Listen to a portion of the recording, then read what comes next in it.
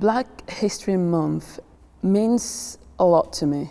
It's a good chance to share in my culture and where I'm from, my parents' heritage and history, and it's just good to know also about other black people's culture. Recognising the various aspects of Britain that black people have contributed towards. British history cannot be written without putting black history in it. We are part of it. Various different contributions that black people have made and continue to make can sometimes go unrecognised. Actually, in this country, there was, those pioneers actually did a lot of things. My role model is Guy Bailey, a peaceful protester who changed the employment rights in Bristol. At the time, he wanted to work with the bus company, but then he was denied the job because of his color. And they started to protest. They had the white community in Bristol supporting them as well. They were able to achieve what they wanted. Companies in Bristol started employing people of black origin.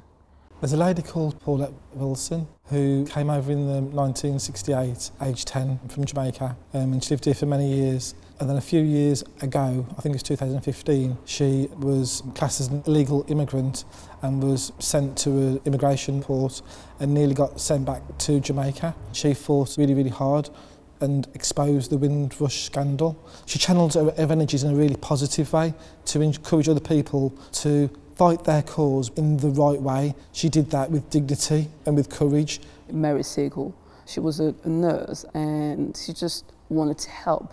And she just believed in this fundamental equality.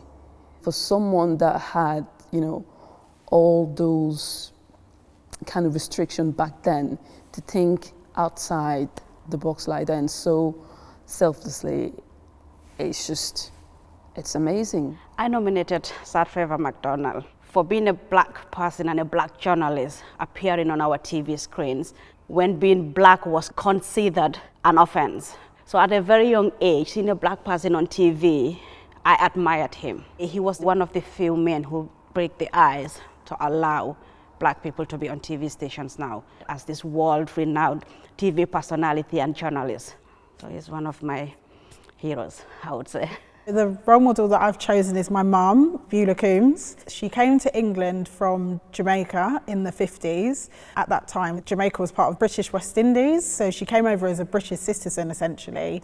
And when she told her teacher that she wanted to be a teacher when she grew up, she was told that coloured girls could only achieve so much. Following that, she actually went on to university and was the first person in our family ever to go to university. Not only did she go on to become a teacher, but she then became a lecturer and a head of a department in a further education institution. So I'm very proud of my mum, the contributions that she's made. She should be recognised as one of the unsung heroes of Black British history.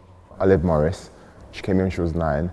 By 17, she was standing up and fighting for what she wanted in terms of she knew that a policeman abusing a black man because he drives a nice car wasn't right. She didn't just stop there. She started new activist groups in terms of fighting against racial discrimination. And it wasn't just that, she was also for women's rights as well and black women's rights. And that was 50 years ago she did that. Now we're still doing the same thing, but we can see the progress starting from her to now. So I really, really hope for a future where as a black person, I'll be looked at and be offered the opportunity to just show what I can do rather than just to tick a box.